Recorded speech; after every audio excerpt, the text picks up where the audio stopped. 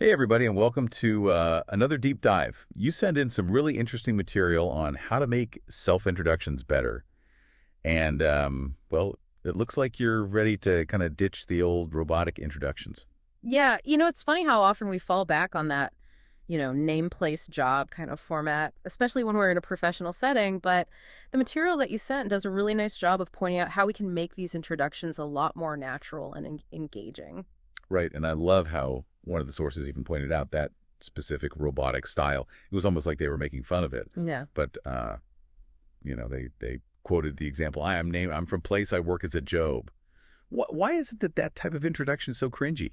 Well, it's like if you're at a party or a networking event and somebody just starts reciting their resume at you, it doesn't really tell you anything about them as a person. Yeah. It's just a bunch of facts and figures, and it Mhm. doesn't really give you a sense of their personality or what makes them tick. Right. It doesn't make you want to get to know them any better. So, Exactly. It's like, okay, great, you're a software engineer, but what else is there to you, right? right. So how do we fix this? What can we do differently? Well, one of the things that your source mentioned was this idea of having a simple structure for your introduction, something that's easy to remember and easy to follow. And they broke it down into four parts: the greeting, the name, the job, and a personal twist.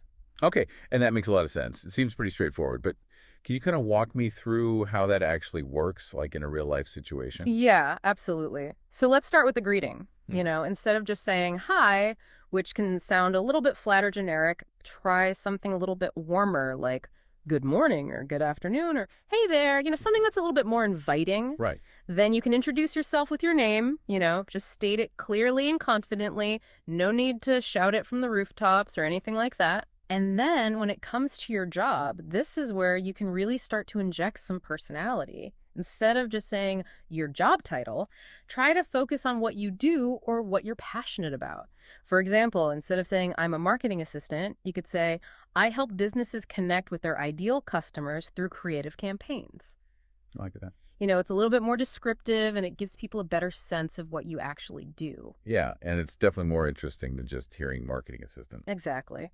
And then the last part is the personal twist. And this is where you can really make yourself stand out and be memorable.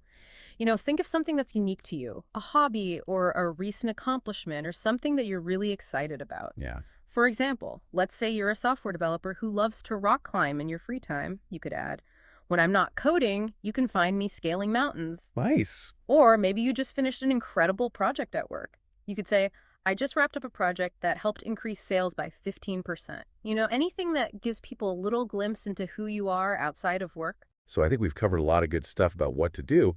But I also know that there are a lot of people out there who might be feeling a little bit nervous about this whole thing. Mhm. They might be thinking, what if I get tongue-tied? Or what if I sound too casual in a professional setting? Yeah, those are all valid concerns, but I think the key is to just practice your introduction beforehand. The more you practice, the more confident you'll feel. And as for the formality, it's all about finding the right balance. You can be professional without being stuffy or robotic. A warm smile and a genuine enthusiasm can go a long way, even in a formal setting. And I think a touch of personality can actually help you connect with people better. So I guess the bottom line here is that even something as simple as a self-introduction can be a really powerful tool if you use it correctly. Absolutely. It's your first impression. It's your chance to make a connection with someone and leave a lasting positive impact. So I guess that means it's definitely worth putting a little bit of thought and effort into crafting a great introduction. Well, I think that's about all the time we have for today's deep dive. But before we go, I want to leave you with a little something to think about. Try experimenting with different ways of introducing yourself. See what feels authentic and engaging to you. And don't be afraid to have a little fun with it. Have fun with it. And who knows, you might just surprise yourself with how much of a difference a great introduction can make. Exactly. Thanks for listening, and we'll see you next time. Bye, everyone. Bye.